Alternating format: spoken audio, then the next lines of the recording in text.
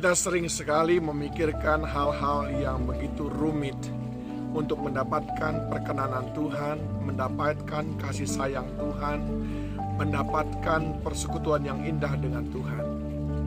Padahal sebetulnya Tuhan memberikan rahasianya kepada kita dalam Amsal 4 ayat 23 ketika Dia berkata, "Jagalah hatimu dengan segala kewaspadaan, karena dari sanalah terpancar kehidupan."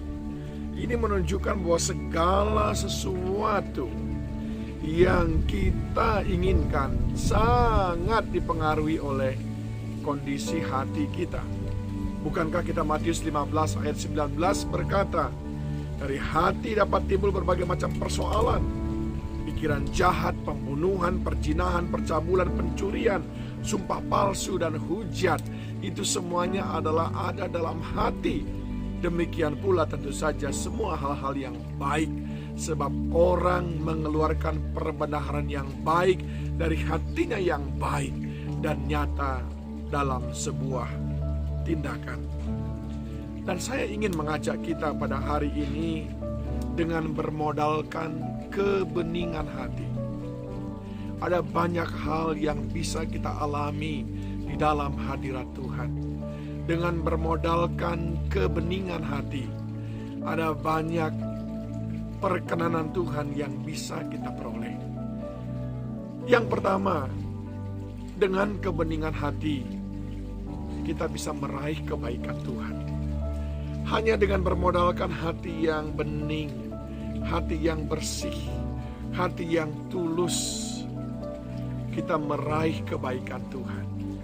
Itu diperoleh dengan merenungkan Mazmur 73 ayat yang pertama. Dia berkata, sesungguhnya Allah itu baik bagi mereka yang tulus hatinya, bagi mereka yang bersih hatinya. Saudara sedang membutuhkan kebaikan Tuhan, memang saudara perlu bekerja keras. Tetapi juga saya ingatkan, saudara perlu menjaga hati yang bening.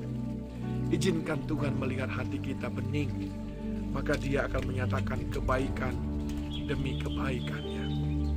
Yang kedua, dengan hati yang bening, kita bisa meraih belas kasihan Tuhan.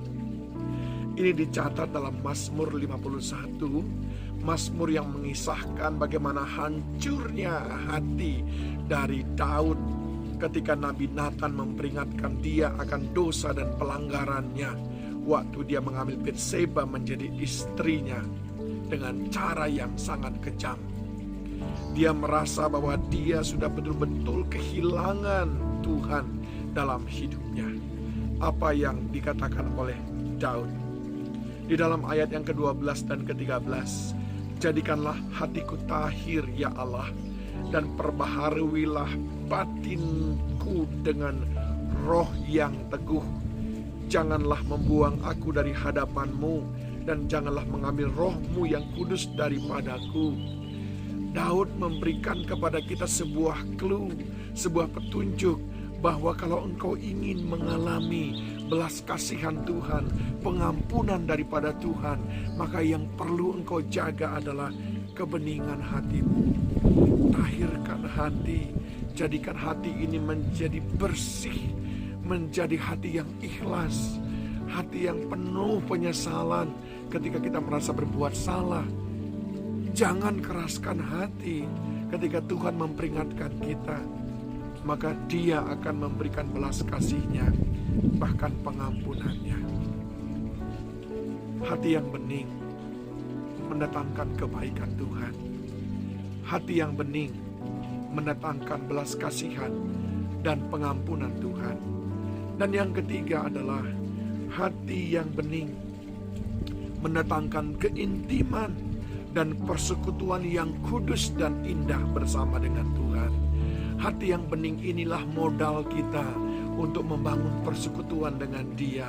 Hati yang bening inilah menjadi alasan kita untuk berani masuk ke tahtanya yang kudus, sebagaimana dicatat dalam kitab Ibrani pasal yang ke-10 ayat 19 sampai dengan ayat 22. Karena itu marilah kita menghadap Allah dengan hati yang tulus ikhlas, dan keyakinan iman yang teguh. Oleh karena hati kita telah dibersihkan dari hati nurani yang jahat dan tubuh kita telah dibasuh dengan air yang murni. Hati yang bening mendatangkan kebaikan Tuhan. Nikmati kebaikan Tuhan, modalnya dengan hati yang bening. Nikmati belas kasihan dan pengampunan Tuhan, modalnya hati yang bening. Nikmati persekutuan yang indah dengan Tuhan dalam hadirat-Nya dengan hati yang bening. Sebab tanpa kekudusan tidak ada satu orang pun yang dapat melihat Tuhan.